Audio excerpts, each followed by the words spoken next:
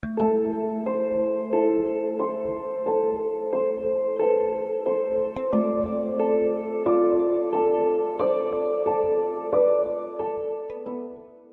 ne sais pas s'il s'agit d'une nouvelle phase, je dirais peut-être une nouvelle phase de l'ère moderne, de l'ère post-45 ou post-guerre froide. Je pense que c'est plutôt des cycles. Je crois qu'on est dans une sorte de guerre d'hégémonie, de guerre de puissance, pour savoir qui sortira de tout ça. Puissance hégémonique, est-ce qu'il y en aura une seule? Est-ce qu'il y en aura plusieurs? Voilà, c'est le futur qui nous le dira.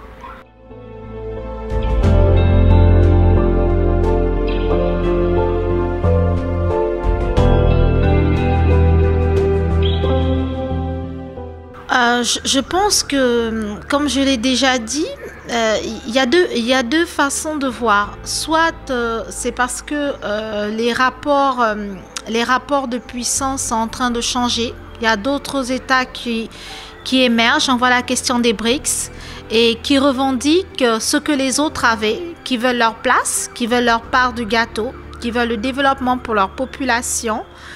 Qui veulent rentrer dans l'histoire comme des puissances fortes, comme des puissances tout simplement, je ne sais pas si on peut dire puissance forte, mais comme des puissances qui veulent s'inscrire dans l'histoire de la sorte.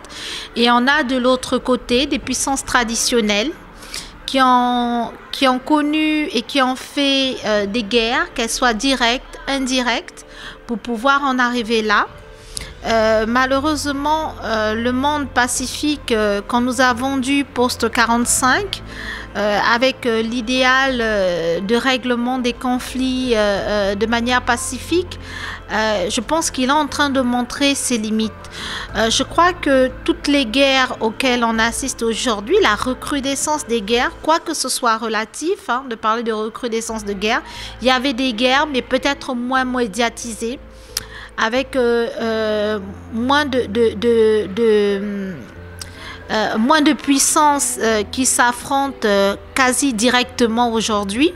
Mais la recrudescence de ce type de guerre-là est liée aussi par un échec des mécanismes de résolution pacifique des conflits.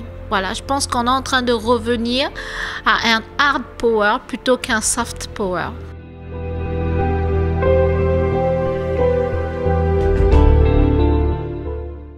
Je pense qu'il y en a beaucoup. De prime abord, il y a l'idéologie. Derrière l'idéologie, l'idéologie libérale. On ne va plus dire idéologie libérale contre idéologie non libérale, non. Idéologie à qui ça doit profiter, à qui la part du gâteau doit revenir. On est dans une idéologie parce qu'il n'y a plus de rationnel ou de rationalité. Au-delà de ça, je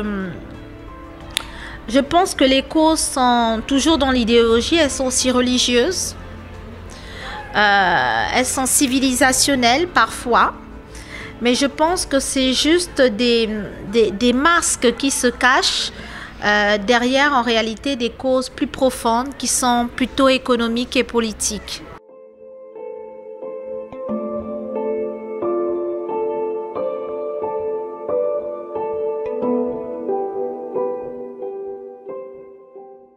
Peut-être, sans doute, forcément qu'il y a quelque chose qui va sortir de là. Forcément. Est-ce que ce sera pour le meilleur? Est-ce que ce sera pour le pire? Mais ce qui est sûr, c'est que on est dans une phase de transition, on est en plein dedans pour ressortir vers quelque chose de plus abouti, qui ne ressemblera peut-être pas à ce à quoi nous avons hérité post-guerre froide ou post-45 pour les anciennes générations.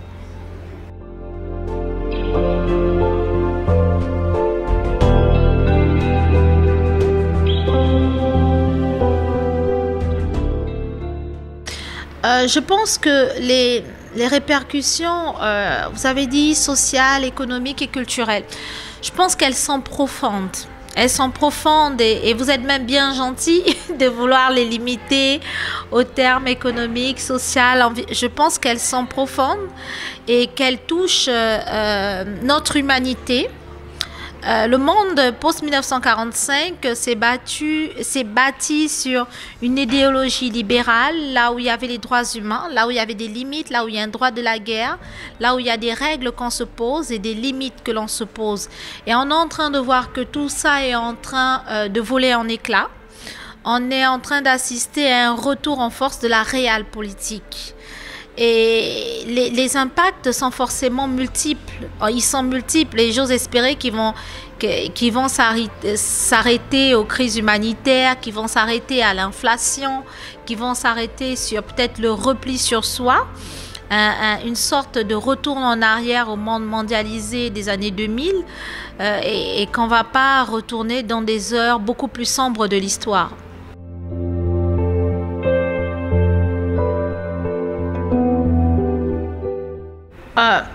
Je pense qu'ils sont toujours dans la position historique qu'ils ont eue à l'époque des non-alignés, hein, le groupe des 77. Je pense qu'ils regardent, qu'ils essayent de ne pas trop s'impliquer, même s'il y a des éléments qui les impliquent de facto. Par exemple, avec la guerre à Gaza, la guerre en Palestine, parce que malheureusement, ça touche à peut-être une civilisation, à une homogénéité raciale, à quelque chose qui est plus proche d'eux, mais ils essayent malgré tout de prendre les choses avec distanciation.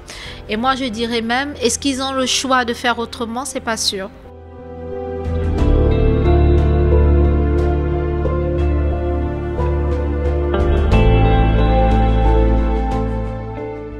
Je pense qu'on est déjà sorti de l'unipolarité. Je pense que vous vouliez plutôt me parler de l'unipolarité. Je pense qu'on est déjà sorti de l'unipolarité. Maintenant, ce qui est sûr, c'est qu'on n'est pas dans un monde bipolaire. On ne fait pas un retour dans un monde bipolaire, mais on est en train d'aller dans un monde multipolaire, un monde fragmenté. Peut-être qu'à l'issue de tout ça, on aura plusieurs puissances hégémoniques, mais là encore, rien ne dit qu'il n'y aura pas des batailles entre les grands gagnants, entre ceux qui sortiront grands gagnants de cette période de transition à laquelle on est en train de passer. Voilà, je pense qu'on est déjà dans la multipolarisation.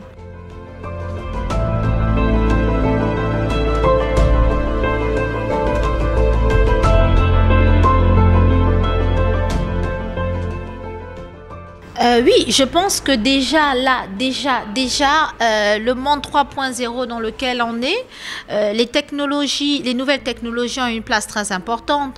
On voit bien tous les enjeux politiques qu'il y a derrière la montée de TikTok, qu'il y a derrière Facebook, etc. On voit que l'information, on ne se rend peut-être pas compte quand on passe 1 minute ou 30 secondes ou 15 secondes sur une vidéo, mais ça impacte beaucoup la jeunesse. Les personnes prennent de plein fouet les informations qu'ils reçoivent et derrière des vidéos qui peuvent paraître tout à fait simples, tout à fait anodines, il y a des messages qui sont à l'intérieur. Donc je pense qu'on est déjà dans une question de contrôle de l'information. On est déjà dans une guerre technologique. C'est pas pour rien que la Chine, les États-Unis et l'Europe, mais le combat c'est surtout entre la Chine et les États-Unis qui se livrent un vrai combat pour détenir, comment dire, la technologie. Et en ce qui concerne l'IA, ça va simplement exacerber les choses et nous faire passer peut-être dans un monde de l'information à la vitesse de la lumière.